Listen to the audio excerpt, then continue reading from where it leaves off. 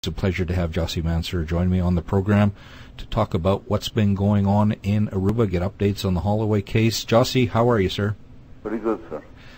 We got some sad news today. Jamie Skeeter's longtime police officer, a person committed to helping find Natalie Holloway, a friend of yours and mine, passed away. Your thoughts on that? Well, you know, I'm sure we are all going to miss him in this case because he was in Aruba. I met him quite a few times. He was doing his best to clarify this supposed mystery of what happened to Natalie. And it was quite a shock to me when I heard the news yesterday, and I will miss him. Yeah, absolutely. It is a shock. It's so sad. I know he has family, and again, our condolences go out to his family, and we pay tribute to his service. Longtime police officer and someone who cares. Jossy, just when you think things have got strange enough in Aruba, we see an article that the Prime Minister of Aruba has gone to Jack Abramoff, someone who has pled guilty to 3 counts of corruption in the United States. He's a lobbyist, and the Prime Minister of Aruba goes to Abramoff, pays him, and tries to get him to put in a good word with him with the Congress of the United States. Tell us about this crazy story. Well, it is. I mean, we found it extremely strange down here. To begin with, we don't know where he got that $500,000 guilders from, the $250,000 that he paid him every 6 months from 2004 to do this lobbying work for supposed to be Aruba, but from what I read in the Congressional Record Senate, it was about Mr. Nelson Oduber. And we question his action in this sense very severely, because normally it's Holland that does all the foreign relations for the Kingdom of the Netherlands. We're just a member of the Kingdom of the Netherlands.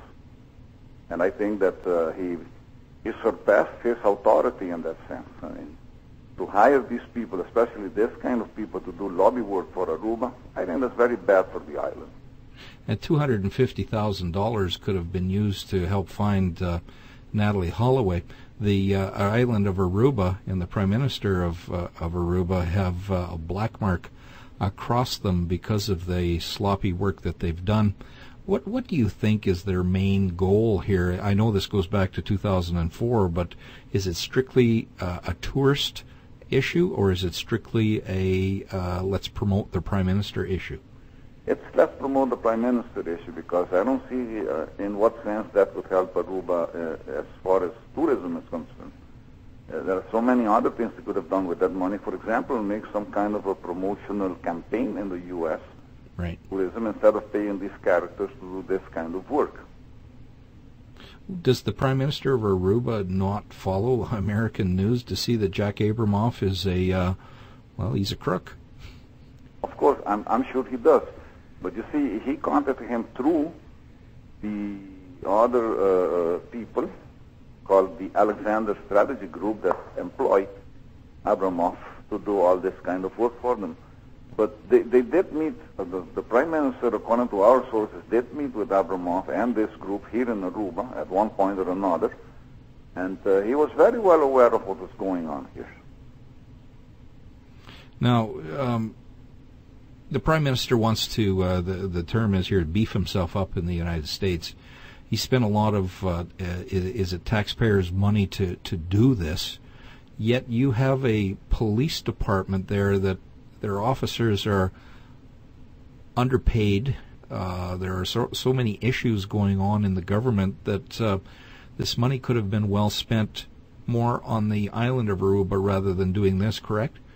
That is correct. And if we consider tourism as one of the big economic pillars of Aruba, or the economic pillar, why not invest this money in, like I said before, some kind of a campaign to promote tourism, or at least to offset the negative image that was created because of the government on an international level against Aruba, because they not only mishandled the case, the Natalie Holloway case, they just ignored it. They just wanted it to go away.